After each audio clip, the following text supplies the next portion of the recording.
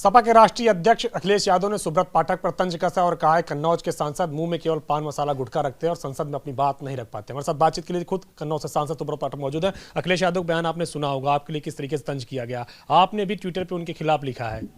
देखो, अखिलेश जी ने कहा कि मैंने संसद में कोई पान मसाला खा के कोई बात नहीं रखता हूं, तो अखिलेश जी को पहले जवाब देना चाहिए कि अखिलेश जी 12 साल स्वयं, 7 साल उनकी पत्नी, 19 साल दोनों लोग मिलकर सांसद रहे कन्नौज से। उससे पहले भी समाजवादी पार्टी के सांसद रहे, लेकिन मैं उसकी नहीं चर्चा करता। लेकिन ये 19 साल का हिसाब दें कि इन्होंने संसद में कन्नौज के विकास की कौन सी बात, कभी कोई मुद्दा 0 आवर में इन्होंने उठाया हो, कभी कोई मुद्दा 370 पे इन्होंने रखा हो, कभी कोई विकास से संबंधित कोई क्वेश्चन पूछा हो, किसी बिल पर कन्नौज से संबंधित कोई बहस की हो, तो ये बताएं। और जबकि मैंने तो मिले अपने एक छोटे से कार्यकाल में अब तक कन्नौज के तमाम सारे विकास के मुद्दे संसद के पटल पर रखे हैं। मैंने वहाँ के ऊपर डिमांड की कि कन्नौज को बड़े रेलवे ट्रैक के साथ में जोड़ा जाए, सीधे कन्नौज को लखनऊ और दिल्ली से जोड़ दिया जाए, साथ ही साथ हमारे ग्रामीण क्षेत्र को भी उसका लाभ हो, इसको लेकर भी मैंने वहाँ चर्चा की। इसके अतिरिक्त कन्नौज में आलू की बड़ी खेती होती है, तो आलू की खेती होती है तो इस कन्नौज में आलू आधारित उद्योगों को बढ़ावा दिया जाए ताकि वहाँ के ऊपर आलू फेंकने की नौबत ना आए। इसके अतिरिक्त कन्नौज में मक्के की 2 फसल होती हैं, जिस कारण से कन्नौज में बहुत अधिक जल का दोहन होता है, तो वहाँ के ऊपर ड्रिप सिंचाई को बढ़ावा दिया जाए, जिसकी शुरुआत भी कन्नौज में हो चुकी है। और साथ ही साथ इसके कन्नौज में फूलों की खेती होती है, इस तरह का बहुत प्राचीन उद्योग है, तो इस कारण से कन्नौज में अरोमा यूनिवर्सिटी लगाई जाए ताकि दुनिया भर की सुगंधित फसलों की रिसर्च कन्नौज में हो और वहाँ के ऊपर इसका सीधा लाभ वहाँ के किसानों को मिले। ये मैंने चर्चा की है। अखिलेश जी 19 साल से सांसद कन्नौज में रहे, अखिलेश और अखिलेश की पत्नी, अगर उन्होंने उस समय पर ये मुद्दे उठाए होते तो मुझे लगता है कि आज तक इन पर काम भी शुरू हो गया होता, बल्कि ये पूर्ण भी हो गए होते। लेकिन इन्होंने कन्नौज के विकास की कोई बात नहीं की, स्वयं के विकास और अपने लोगों के विकास में लगे रहे।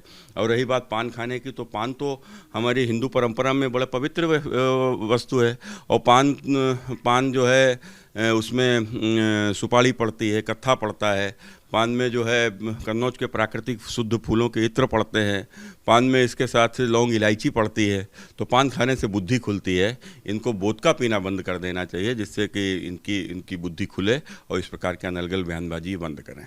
तो वैसे क्या आपको लगता है कि अखिलेश यादव इतने बड़े नेता हैं, आप भी जो है बीजेपी के वरिष्ठ नेता हैं, इस तरीके से बयानबाजी होनी चाहिए ट्विटर पे, इस तरीके से जो है बयानों को लेकर के वार होना चाहिए?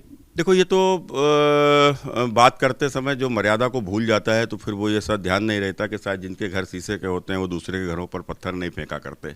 तो कुल मिलाकर मैंने उनको इस बात को ध्यान दिलाया, अगर मर्यादा तोड़ोगे तो फिर झेलना तो पड़ेगा ही। ना मैं उनसे डरता हूँ, ना मैं उनसे दबता हूँ। अगर उनको लगता है कि वो मुख्यमंत्री हैं और जिस प्रकार से उनके लोग ट्विटर पे आज या अन्य सोशल मीडिया के माध्यम से धमकी दे रहे हैं, सरकार आ गई तो ये कर देंगे वो कर देंगे, तो मैं ना उनसे डरता हूँ और ना उनके लोगों से डरता हूँ और ना दबता हूँ।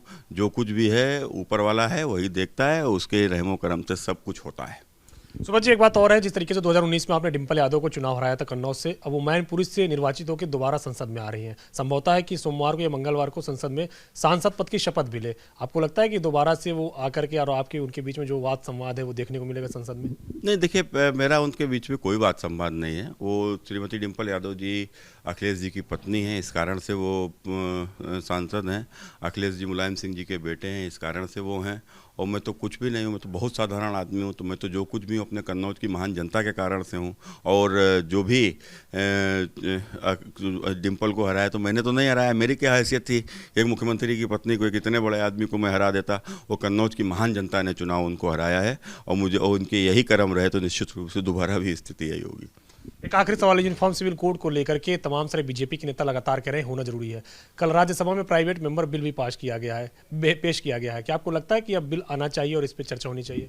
नहीं, देखिए, अब निश्चित रूप से जिस प्रकार से जो देश की परिस्थितियां, जितनी तेज़ी के साथ आबादी बढ़ रही है, संसाधन बहुत तेज़ी के साथ घट रहे हैं, जंगल कट रहे हैं और उसका दुष्प्रभाव सीधे सीधे मौसम चक्र पर पड़ रहा है, प्रदूषण शहरों में बढ़ रहा है, तो ये एक ऐसी भयावह स्थिति है कि आने वाले दिनों में संसाधनों की और तेज़ी से कमी होगी, पानी की कमी होगी और आने वाली पीढ़ियों का इसका बहुत बड़ा खामियाजा भुगतना पड़ेगा। उत्पादन क्षमता कम हो जाएगी।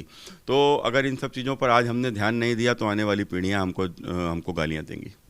शुक्रिया हमसे बातचीत करने के लिए हैं कन्नौज से सांसद सुब्रत पाठक, जिनका कहना है कि अगर अखिलेश यादव मर्यादा तोड़ेंगे तो भी उनसे डरते नहीं है, वो भी अमर्यादित भाषा में अखिलेश यादव को उसी तरीके से जवाब देंगे। कृष्ण सुनील पांडे के साथ अविनाश तिवारी, एबीपी गंगा, दिल्ली।